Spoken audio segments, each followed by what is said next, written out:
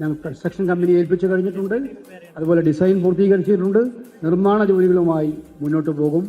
ഇതൊരു രാഷ്ട്രീയത്തിന് വേണ്ടിയിട്ടുള്ള അവകാശവാദമൊന്നുമല്ല, മറിച്ച് വയനാട്ടിലെ ജനങ്ങൾക്ക് കോൺഗ്രസും UDFും രാഹുൽ ഗാന്ധിയും നൽകുന്ന ആ മാനസികമായ ഉറപ്പിൻ്റെ സ്ഥിരീകരണമാണ് സൂചിപ്പിക്കാൻ ആഗ്രഹിക്കുന്നത്.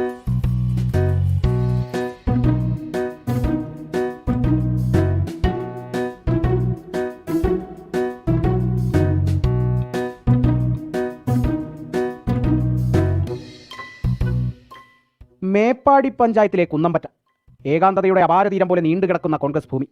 ഇവിടെ 100 വീടുകൾ പണിയുമെന്നതാണ് വാഗ്ദാനം. അതിന് നിർമ്മാണത്തിന് വേണ്ടി മണ്ണനക്കിയോ എന്ന ചോദ്യവുമുണ്ട്. 1, 2, 3 പക്ഷെ തറക്കല്ല് മാത്രം കാണുന്നില്ല. എന്തായാലും കല്ലിട്ടില്ലേ? ശിലാസ്ഥാപനം നടന്ന 15 ദിവസമായിട്ടും വയനാട്ടിലെ കോൺഗ്രസിന്റെ ടൗൺഷിപ്പിൽ ഒരു വീടിന് പോലും കല്ലുവെച്ചില്ല. ഉദ്ഘാടനം നടത്തിപ്പോയ നേതാക്കൾ എത്തുന്നതും കാത്തു കിടക്കുകയാണ് കുന്നമ്പറ്റയിലെ ഭൂമി. അമറൻ ബദ്രഹീം സിനിമയിൽ ജയറാമിന്റെ ഫാം കാണാൻ പോയ അഗസ്റ്റിന്റെ അവസ്ഥയായിപ്പോയി.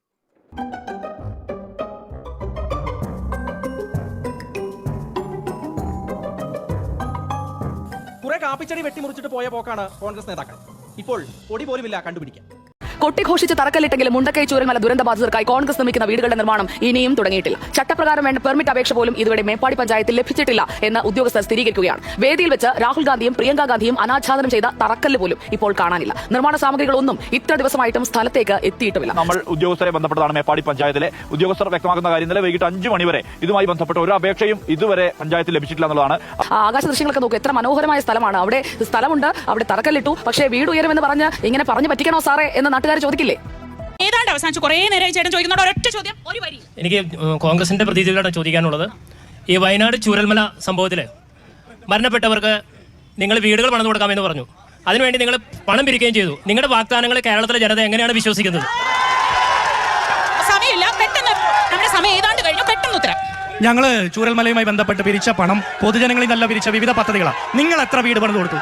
നിങ്ങൾ എത്ര വീട് പണിത് കൊടുത്തു? കേരളത്തിലെ സർക്കാർ കൊടുത്ത വീടല്ല. CPM എത്ര വീട് പണിത് കൊടുത്തു? DYF എത്ര വീട്? ആലപ്പുഴയിലെ DYFക്കാർ ബിരിയാണി ചലഞ്ച് നടത്തിയെന്ന് കൊള്ളയടിച്ച ഉളുപ്പില്ലാത്തവന്മാരാ. പ്രളയ ഫണ്ട് കൊള്ളയടിച്ചവന്മാര്, ബിരിയാണി ചലഞ്ച് കൊള്ളയടിച്ചവന്മാര്. 100 വീട് സർക്കാരിന്റെയാണോ? എന്റെ നിന്റെ സർക്കാരിന്റെ, എല്ലാവരുടെ അല്ല, നമ്മുടെ സർക്കാരിന്റെ. എത്ര കൊടുത്തു? ഒന്നും കൊടുത്തില്ല. നിങ്ങൾ കൊള്ളയടിച്ചോ?